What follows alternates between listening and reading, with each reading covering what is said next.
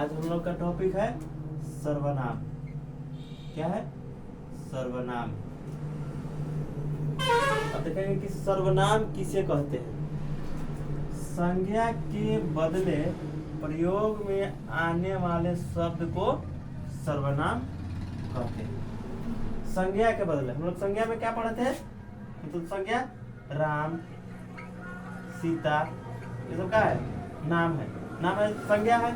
तो कह रहा है कि संज्ञा के बदले प्रयोग में आने वाले शब्द को सर्वनाम कहते हैं। जैसे में मैं, तुम, उसका, आप इत्यादि। जैसे में कि श्याम एक अच्छा लड़का है।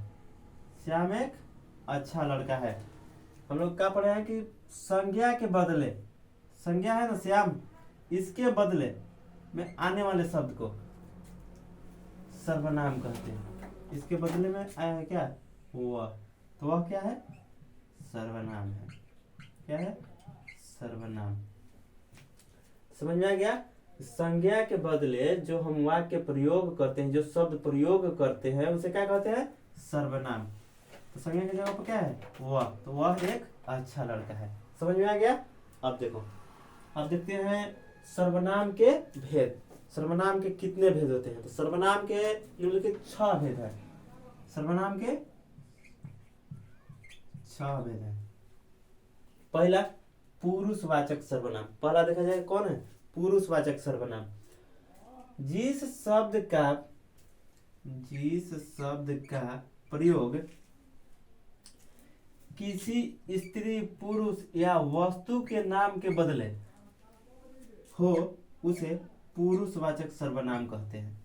क्या कह रहा है कि जिस शब्द का प्रयोग, मतलब जो हम लोग के एग्जाम्पल में कोई भी एग्जाम्पल हो गए, तो कह रहा है कि जिस शब्द का प्रयोग किसी स्त्री, पुरुष या वस्तु के नाम के बदले, कोई स्त्री का नाम हो गया, पुरुष का नाम हो गया, वस्तु का नाम हो गया, उसके जगह पर हो, उसे पुरुषवाचक सर्वनाम कहते हैं। जैसे है वह सुंदर है, वह सुंदर है।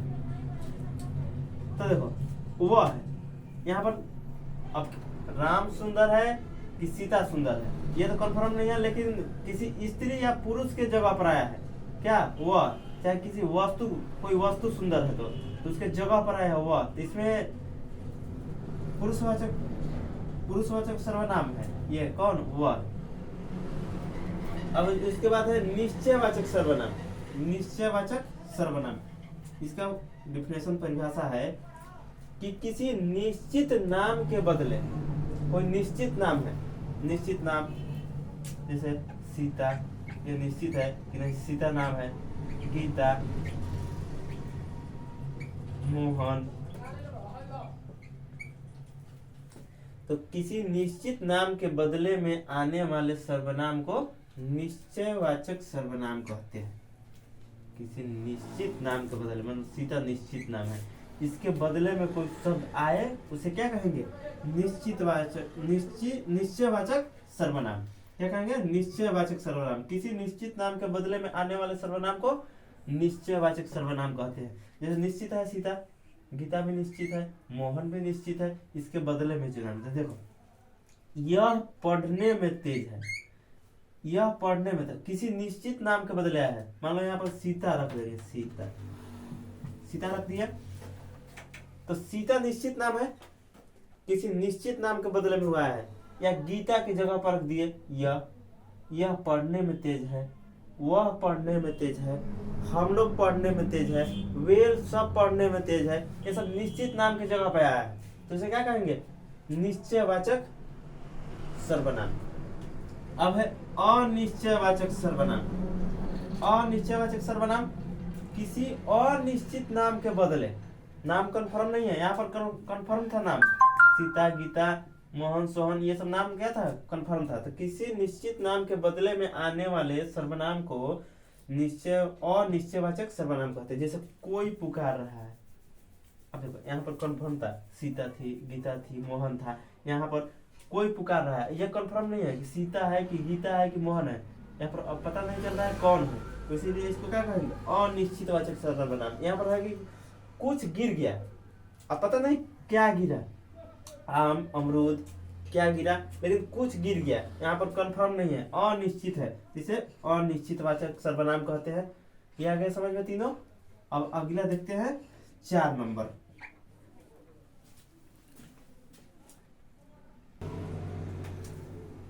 अब हम लोग देखेंगे प्रश्नवाचक सर्वनाम। प्रश्नवाचक सर्वनाम, जिस सर्वनाम से प्रश्न करने का बोध हो उसे प्रश्नवाचक सर्वनाम कहते हैं। जैसे कौन आया था, देखो कौन, क्या, क्यों, ये सब क्या है, प्रश्न होता है इससे।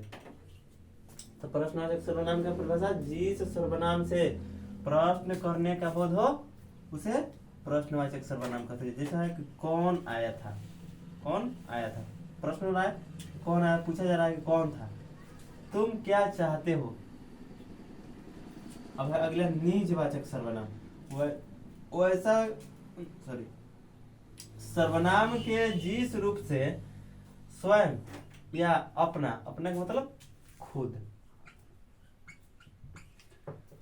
सर्वनाम के जिस रूप से स्वयं या अपना का बोध हो उसे निजवाचक सर्वनाम कहते हैं। जैसे मैं स्वयं चला जाऊंगा, देखो खुद से, मैं स्वयं मतलब खुद से चला जाऊंगा, ये कौन सा सर्वनाम है, निजवाचक सर्वनाम। अब है अगला संबंधवाचक सर्वनाम। 6ठा नंबर कौन है, संबंधवाचक सर्वनाम। संबंधवाचक सर्वनाम का, संज्ञा या सर्वनाम के शब्दों के बीच संबंध बताने वाले शब्द को संबंधवाचक सर्वनाम कहते हैं। कैसे है, संज्ञा या सर्वनाम के शब्दों के बीच, संज्ञा या सर्वनाम के शब्दों के बीच संबंध बताने वाले शब्द को संबंधवाचक सर्वनाम कहते हैं। जैसे जो प्रथम आएगा वह इनाम पाएगा, एग्जाम्पल का है, जो प्रथम आएगा वह इनाम पाएगा। तो जो प्रथम आएगा, मान लो यहाँ पर कोई लड़का है, कोई लड़का टेस्ट दे रहा है, मान लो कोई लड़का का नाम है जो प्रथम आएगा। तो देखो मान लो राम, राम क्या करेगा, प्रथम आएगा, फर्स्ट आएगा, वह इनाम पाएगा। देखो इनाम से संबंध बता रहा है कि राम जो फर्स्ट आएगा तो वो क्या पाएगा, इनाम पाएगा।